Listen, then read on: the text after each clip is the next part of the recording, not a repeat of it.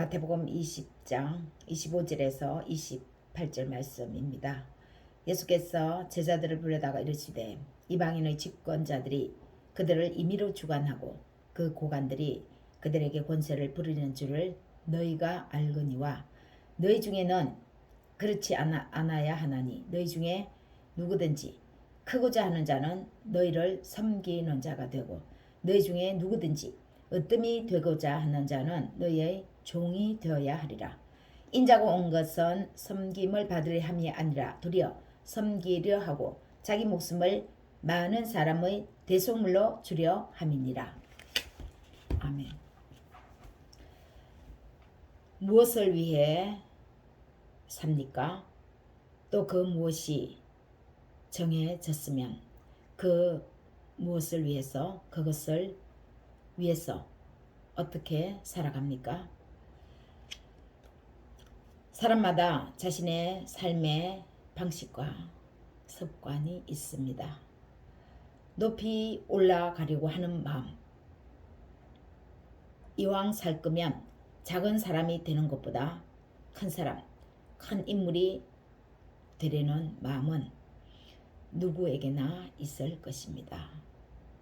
이것이 인간의 욕망이고 인간의 본성입니다. 오늘 본문 말씀을 보면 누구든지 큰 자가 되고자 하는 자는 다른 사람을 섬기는 자가 되고 누구든지 으뜸이 되고자 하는 자는 너희의 종이 되어야 하리라 라고 말씀합니다. 대부분 우리 사회의 삶은 이렇지가 않죠. 으뜸이 되고자 하고 으뜸이 되는 사람은 섬기는 자가 아니라 섬김을 받는 사람입니다. 종이 아니라 종이 섬기는 것을 받는 사람이죠. 그리고 큰 자가 섬깁니까? 작은 자가 섬깁니까? 우리 사회는 대부분 큰 자가 앉아 있고 작은 자가 섬깁니다. 오늘 예수님께서 제자들을 불러다가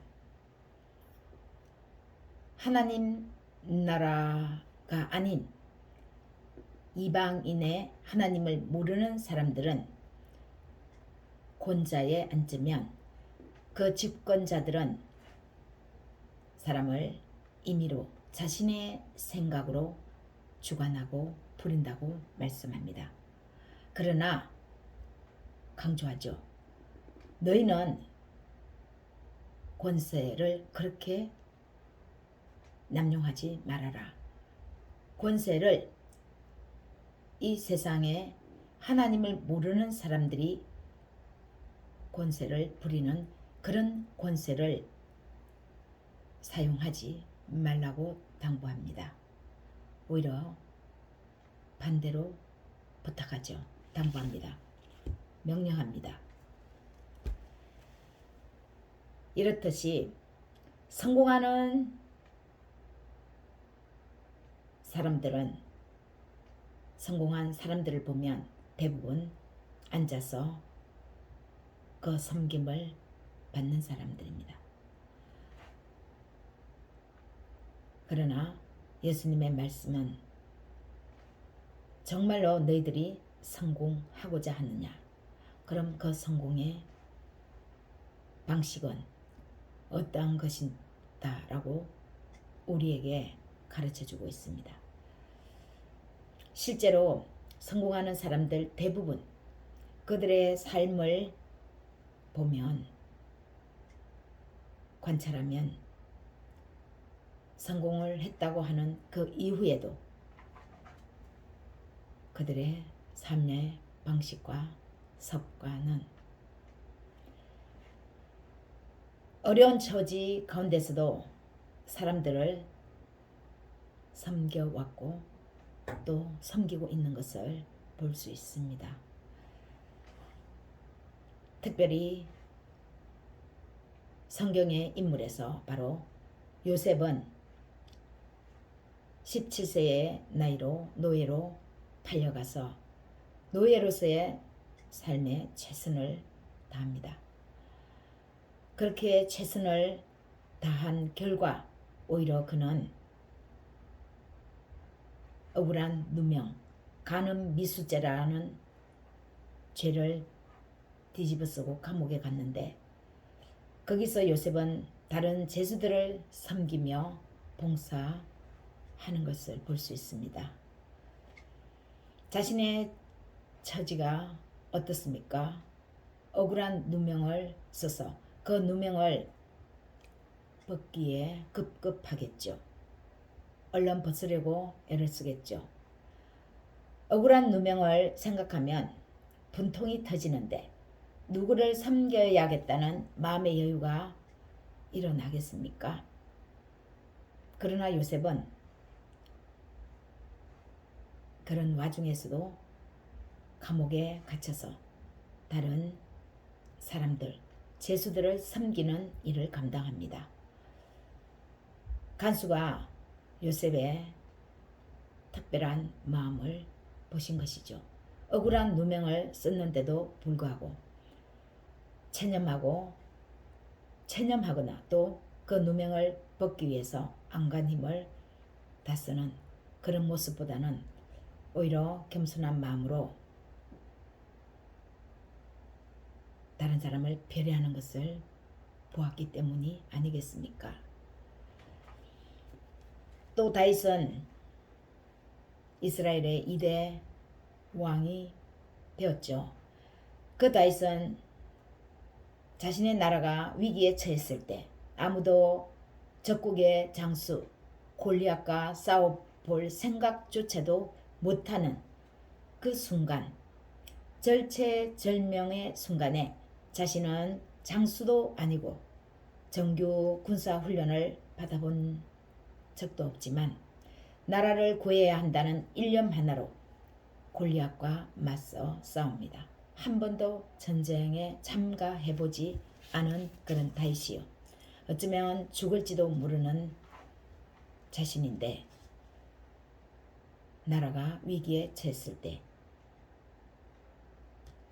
아무도 나서지 않은 그때 적군 골리앗과 싸우기 위해서 그가 나섰습니다.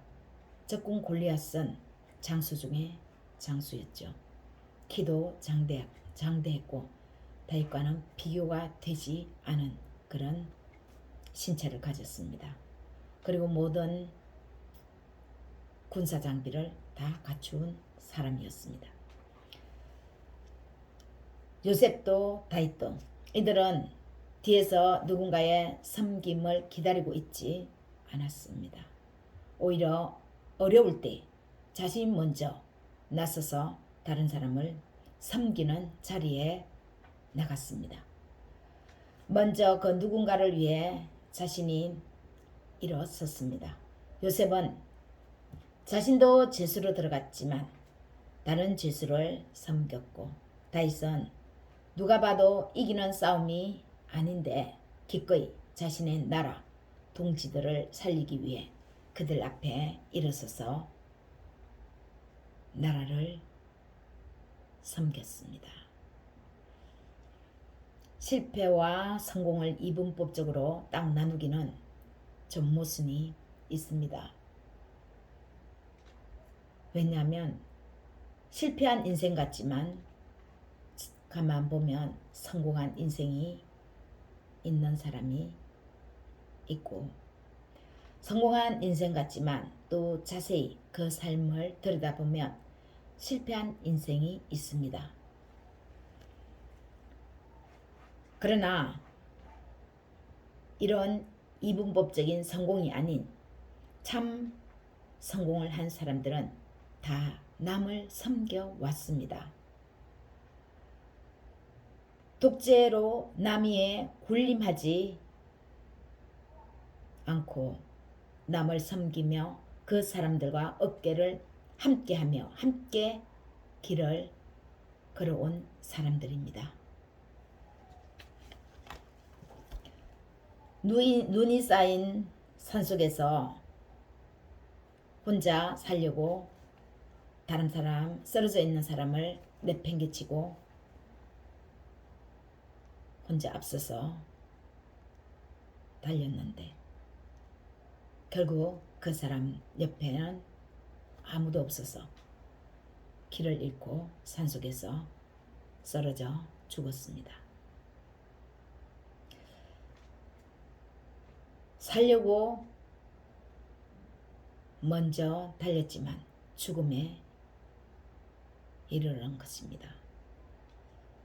그러나 섬기며 남을 챙겨서 함께 가면 그 길 끝에는 함께 어우러지는 세상이 기다리고 있습니다. 많은 사람들이 자신 옆에 자신을 기다리고 있습니다. 먼저 이런 섬김의 마음은 그 내면인 마음에서 남을 자기보다 낮게 여길 때 가능합니다. 이기적인 마음에서 생길 수 있는 것이 아니라는 것이죠. 섬김은요. 빌립보서 2장 2절에서 3절 말씀입니다.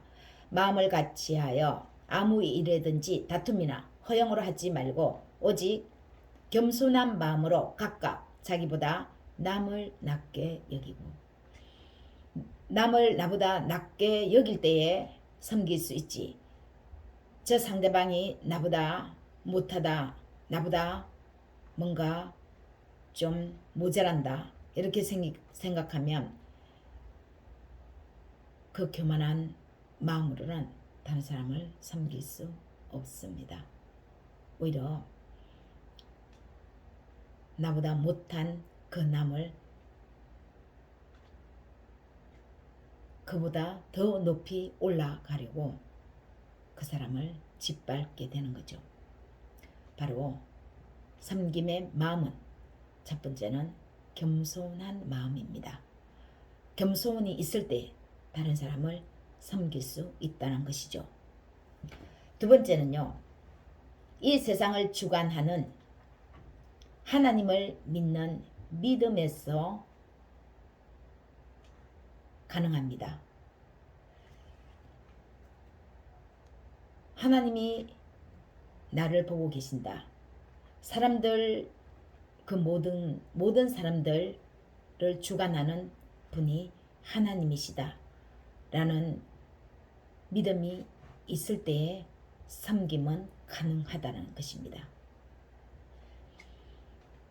히브리서 11장 5절 말씀에서 믿음이 없이는 하나님을 기쁘시게 하지 못하나니 하나님께 나아가는 자는 그가 계신 것과 또한 그가 상 주시는 이심을 믿어야 할지니라 라고 말씀합니다.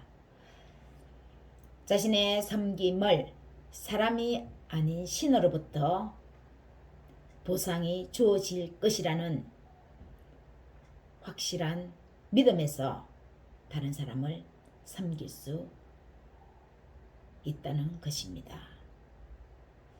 나한테 어떤 보상이 없고 섬겨봤자 어떤 좋은 결과가 일어날 것이라는 그런 믿음이 확신이 없으면 어떻게 밑빠진 독에 물 붓기로 남을 섬길 수 있겠습니까?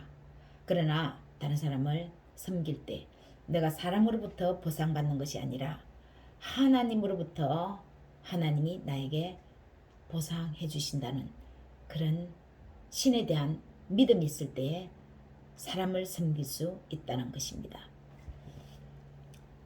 세 번째는 이러한 사람은 자기 안에 품은 소망이 반드시 있습니다. 소망이 있다는 것은 끝이 있다는 것이죠. 결과가 있는 것입니다. 어떤 결과를 바라볼 때에 우리는 과정을 이행해 나갈 수 있습니다. 과정에 어려움이 있어도 그 과정의 어려움을 참고 견디며 앞으로 전진할 수 있는 것이죠. 소망 때문입니다. 소망의 뜻이 무엇입니까? 현실이 아니라 미래입니다. 보이는 것을 우리는 소망이라고 말하지 않습니다. 보이는 것은 이미 현실 그 자체입니다. 소망은 아직 오지 않은 것, 아직 이루어지지 않은 것을 바라보는 것을 소망이라 하지 않습니까? 즉 하나님이 주신 꿈이 있기에 현실에서 아웅다웅 앞서거니 뒤서거니 하지 않는다는 것입니다. 그런 것은 불필요한 것으로 시간 낭비라고 생각하는 것이죠. 소망을 바라보며 사람들과 경쟁하는 것이 아니라 사람들과 함께 가는 것입니다. 그 소망을 이루기 위해서요. 뭔가 다 이룬 것처럼 앉아서 받아 먹는 사람이 아니라 계속해서 나아가야 하는 행동을 소망이 있는 사람은 하는 것입니다. 사랑하는 여러분, 여러분은 꿈이 있습니까? 그 꿈 누구로부터 왔다고 생각합니까? 누가 여러분에게 꿈을 부여했다고 생각합니까? 사람이 준 겁니까? 그럼 그 사람을 위해서 꿈을 이루는 것이죠. 그 꿈은 진정한 꿈이 될 수가 없습니다. 사람이 준 꿈이라면요. 사람에 의해서라면요. 있을 수도 그 꿈은 사라질 수도 있는 꿈이기 때문입니다. 사랑하는 여러분, 믿음과 소망을 그 꿈에 상기하여 보시기 바랍니다. 그러면 하나님은 그런 여러분에게 하나님은 다시금 섬기는 마음인 겸손한 따뜻함으로 찾아올 것입니다. 한동안 하나님이 계시나 안 계시나 의심을 품었던 그 마음에 다시금 하나님은 여러분 곁에 찾아오셔서 그 소망 너에게 있다. 내가 너에게 그 소망 주었다 라고 말씀하실 것입니다. 그 소망을 듣는 순간, 그 믿음이 확실해지는 순간 다시금 우리는 다른 사람을 섬기며 일어설 용기가 생기는 것입니다.